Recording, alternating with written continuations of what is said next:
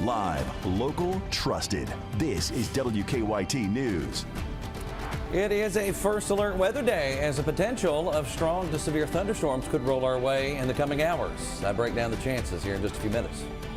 Plus, new details in a Lexington shooting investigation, what we are learning about the suspect, and recognizing women in business. Look at the 4th annual Kentucky Chamber Women's Summit. Welcome to WKYT News at Noon. I'm Victor Puente. Kristen has the rest of the week off. Some clouds are rolling into Lexington as we take a live look outside. That says those storms are on the way. It is a WKYT First Alert Weather Day. Meteorologist Jim Caldwell is tracking that threat. What do we got right now, Jim?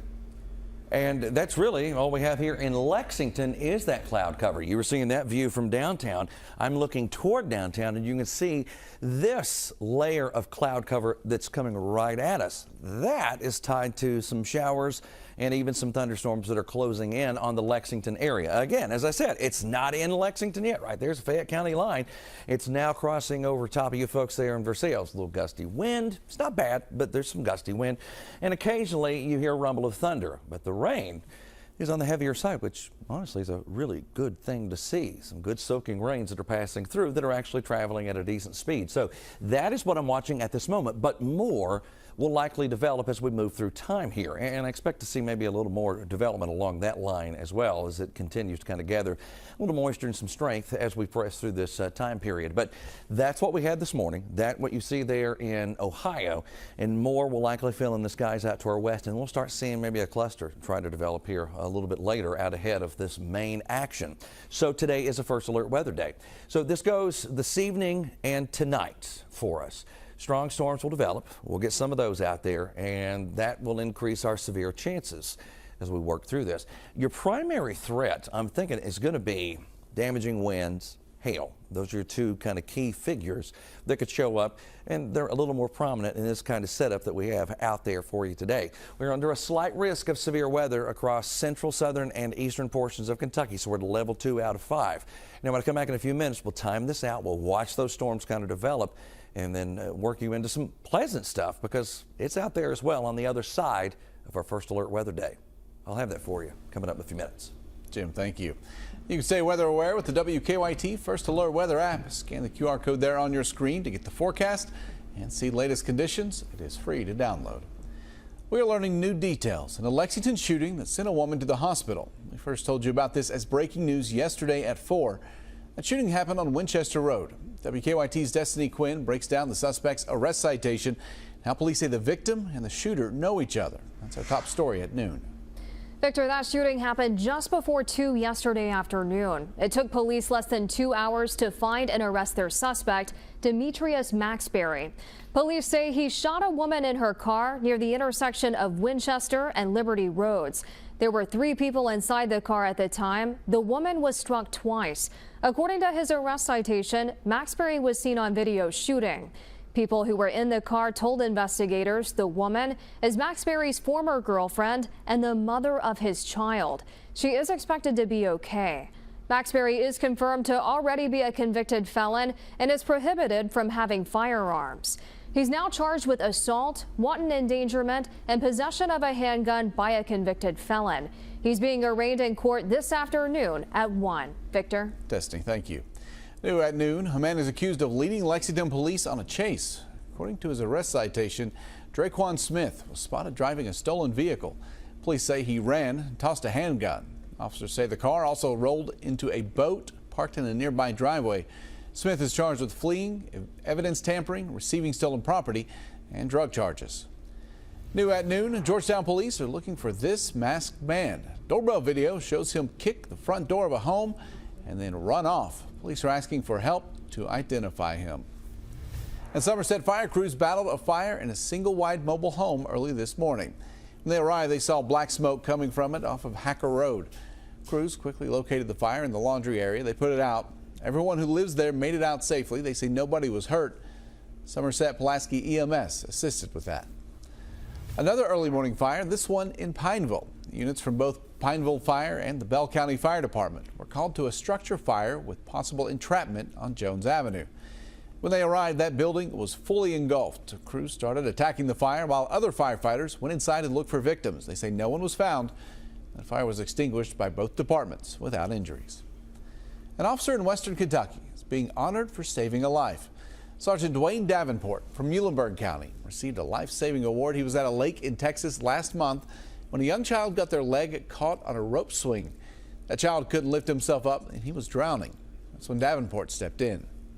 I wasn't really surprised hearing that about Dwayne, because Dwayne always puts others before himself. He didn't even hesitate to put his life in danger to go help this child. Davenport said he was glad he was in the right place at the right time. The city of Mayfield is getting $31.5 million to revitalize the downtown area, which was badly damaged by the deadly tornado outbreak in December of 2021.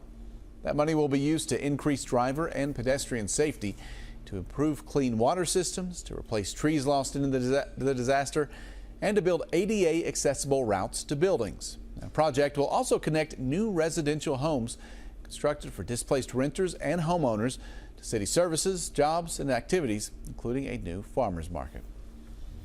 The Bluegrass Army Depot is giving an update in Richmond today. Leaders with the depot will talk about current activities, studies, and research items for the future of the plant. That event is open to everyone. It starts at 5:30 at the Madison County Joint Information Center. Hundreds of prominent women across the state met this morning to attend an event that's meant to empower. WKYT's Lucy Bryson has been at the 4th Annual Women's Summit all morning.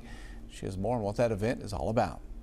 Central Bank Center had some extra fashion and flair on Wednesday morning. More than 700 women gathered to celebrate year 4 of the Kentucky Chamber of Commerce's Women's Summit. From Pikeville to Paducah, this is an event that draws people from across the state. The idea for an event that unites Lexington's leading ladies originated back in 2019 when the chamber got their very first female president, Ashley Watts. Now it's an event staff members look forward to hosting all year long. But this is one of our proudest days of the year. We are so happy to put on this event. It has definitely become a staple for us. In this day-long event, attendees will hear from panelists, motivational speakers, and well-known female names in the business community.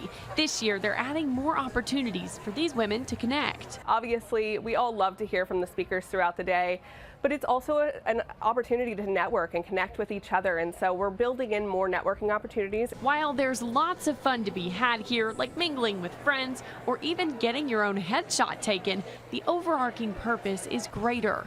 It's to have women help women become their very best together. We are in a place where women are really wearing a lot of hats, and coming out of COVID, we saw a decline in women in the workforce. It's incredible to have a day like this where we can kind of fill up our own cup. In Lexington, I'm Lucy Bryson, WKYT. While the event showcases remarkable Kentucky women, it's not only for them. Organizers tell us they encourage men to attend as well. A Lexington neighborhood has been voted Kentucky's top sleep sanctuary. A sleep sanctuary is somewhere people can enjoy peace and quiet while still benefiting from city life. AmeriSleep conducted that survey. Ashland Park was ranked number 96. Number 1 was Del Mar in San Diego, California. It is draft day, and some Wildcats will likely hear their names called tonight. ESPN predicts Reed Sheppard going number 3 overall to the Houston Rockets in the NBA draft. The mock draft had Rob Dillingham at number 8 overall, going to the San Antonio Spurs. That draft starts at 8 o'clock. A Kentucky dog battling cancer is winning hearts online for his love of Little Debbie snack cakes. Bo was struggling at the Webster County Animal Shelter south of Henderson. Terry Lynn Nunn took him in. She says at first he wouldn't open up. I got in the kennel with him and we just kind of sat together, didn't we, Bo? He didn't have anything to do with me. I kind of drug out the Little Debbie snack cake. I had one in my pocket and I said, would you like a bite? And he kind of did a little side eye at me, and I gave him a little bite and scooted a little closer, and that's how we became friends. Terry says Bo ignores off-brand honey buns. Little Debbie heard his story and sent him a care package full of favorites. You know, sometimes the name brand just hits different. New at noon, Grammy-nominated artist Jelly Roll is coming back to Lexington. He's headlining his Beautifully Broken tour at Rupp Arena November 8th. Jelly Roll will be joined by Ernest, Shabuzi, and Ali Colleen. General tickets go on sale Monday, July 1st at 10 a.m.